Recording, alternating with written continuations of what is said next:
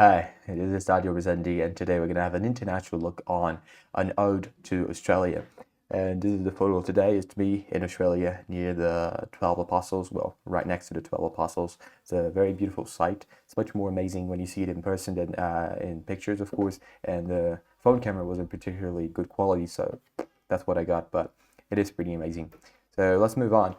Just list a bunch of things that Australia does really well or very innovatively, and you tell me what you think about them in the comments.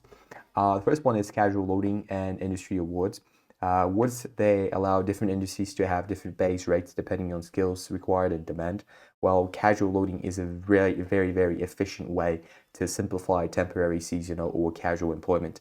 Um, in other countries, you don't really have a separate casual rate for employees, which means that a lot of the time they would just work, and if they worked casually or they didn't work for long enough, they would quite simply not get what they were meant to get, like I don't know, vacation time or equivalent vacation holiday pay or whatever, because they didn't work for that long. In Australia, it's really simple. The employer has no obligation towards you. They just pay you 25% on top of the minimum wage or on top of whatever the award says, and it's done. They don't have any links, any obligations, and neither do you. It's really, really good. It's a very efficient way, and it keeps the labor market really tight, which is very good. Second thing is the superannuation, which is one of the most ingenious Australian uh, inventions, I could say, even if some other countries have tried self-funded systems before or after Australia as well. It is still very, very rare, especially in the developed world. And they also have a means-tested welfare, which goes along with the superannuation. So Australia's retirement system is virtually the only one in the developed world with costs projected to go down instead of up in the future. It's because it's a self-funded system, and it capitalizes markets, it lowers reliance on government, it allows for more retirement income, and builds on the average individual's net worth. So you can see that pension spending as a percentage of GDP in the OECD, Australia is one of the lowest ones. And like I said, it's pretty much the only one in the OECD where it's projected to go down. Australia has a really, really effective system where employers pay 12% of an employee's gross annual wage into a fund in the employee's name. The employee can invest it more or less how they want. They can really withdraw it, but they can use it, sometimes to buy a house. They can can do stock picking, that sort of thing. They can invest in ETFs and fixed income, whatever, and that's their retirement right there. And Australia actually only offers pensions to people that with based on a means test, which means that if you're above a certain net worth, you're not entitled to any government pension at all. And as superannuation goes on for longer and longer, more and more people reach a level above that minimum net worth, which means that they won't need pensions at all. And that's a really good, very efficient, very fair, to be honest, retirement system, and it definitely should be envisioned by a lot of countries that are in dire need of reform, like Italy, Greece, the US, etc. Dividend imputation. So there's a long talk about the difference and the problems with double taxation, how different countries solve it. In the US, of course, double taxation is when you tax someone at a corporate level and then you have to tax them again at the income level through dividends. If you just tax dividends at a normal income, like as normal income, like a lot of countries do, it ends up being a problem with double taxation where that money is being taxed a lot proportionately. And lots of countries have had different solutions. In the US, for example, there's the capital gains treatment of preferred qualified dividends, which is like lower rates of 0, 15, and 20%. In Australia, they fixed or they dealt with the problem with a system that is virtually the only one that actually eliminates double taxation, favoring long-term capital appreciation. The way it works is whatever corporate taxes the company pays, they are transferred to the taxpayer as a credit, and so they don't actually pay any more tax than they already would under their marginal tax rate. So that's a really, really good system. The Australian ballot. The Australian ballot is more, well, now it's just more commonly known as just a normal ballot, a secret ballot. But it was invented, or at least it was implemented in South Australia in 1856, and then it spread throughout the world. Well, today, secret ballots are a common practice. Not long ago, it was very much an Aussie thing, even being sometimes referred to as the Australian ballot. Voting in secret is essential to keeping elections free, fair, open, and resistant to outside pressure and manipulation. The world followed Australia's lead, and not just that time, but quite a few times afterwards as well. Australia is very innovative.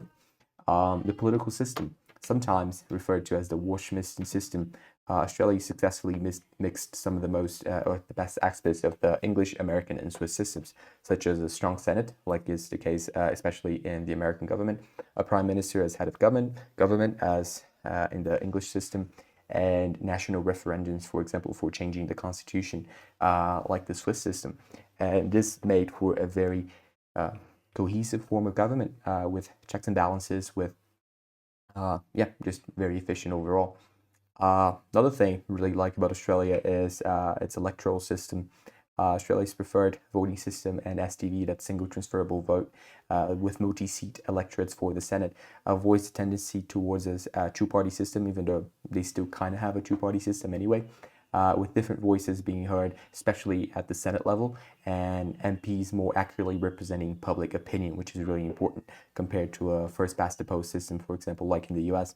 And Australia is not the only one to have implemented those systems, but it is one of the ones that has gone the furthest in them, and it's also one of the ones that implemented it first. So that's very good as well.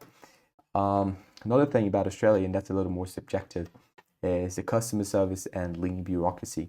My personal opinion is that while Australia's bureaucracy definitely exists, it works smoothly most of the time. And the vast majority of customer-related problems I had with companies like Vodafone, I had to get a plan and then cancel the plan. Alliance for healthcare insurance, it was really good as well. Jetstar, when my flight was cancelled, got me a voucher, got me in a hotel in like 5 minutes. So much better than all the other experiences I've had outside Australia, to be honest. Combank was also really good. Someone stole my wallet. They spent some money on the card, and I got in. I talked to Combank, and they actually gave me all my money back, which is really, really good. And government services were also very, very quickly resolved. We needed some technical things, nothing really huge. My visa was applied, it was approved in like 5 minutes, which is really awesome. So yeah, Australia is just really, really good for not having bureaucracy. It does have a fair amount of bureaucracy, but for bureaucracy actually working, that's really, really good. And customer service is also really, really good. On top of all that I've already said, Australia is a tropical exception. Besides being one of the best countries in the world economically and politically speaking, Australia boasts amazing weather, unlike other contenders such as Canada or Ireland or the UK or the Nordics, or even most of the northern US, to be honest. It is a true tropical exception because there are barely any tropical countries with like really good weather that are actually really wealthy. This one might be a little more controversial, especially for Aussies, but I do think that Australia is somewhat a blend of America and Europe. Australia has some of the best of what America has to offer: big houses, good weather, space, roads, a little more of an entrepreneurial culture, though for sure it's not as entrepreneurial as the US. It also offers some European things like walkability, public transport, and more robust public services. In my personal opinion, Australian Medicare is quite decent. And while it's not perfect, it's definitely one of the better systems around the world. I like the Swiss system as well. The Dutch system seems to work pretty well. Healthcare is a really complicated thing, but overall, I think Australia is doing a pretty good job. Despite what many people might expect, Australia actually is not a very high tax country, and Australia definitely think that it is, but if you compare it to other developed countries, OECD countries, it's just not. It has a very low debt level. You can see around here, so Australia is at a 54%, whereas the OECD average is already above 100, and there's quite a few countries that are much higher. It has mild spending, general government spending by function. Australia is at a 40%, whereas like most of the OECD countries are to the left, so Czechia, the UK, Poland, Germany, whatever, and very few countries are to its right. That is, they have lower government spending than Australia, and it does have low-ish taxes. So Australia is around here when it comes to taxes as a share of GDP.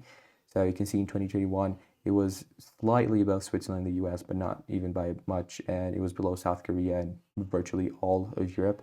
and quite below the OECD average. So contrary to most other developed countries, Australia boasts low debt, mild spending, and honestly, kind of reasonable taxes when you compare it to its competitors, honestly. Trade freedom, we've been growing more protectionist over the years. I don't like protectionism at all.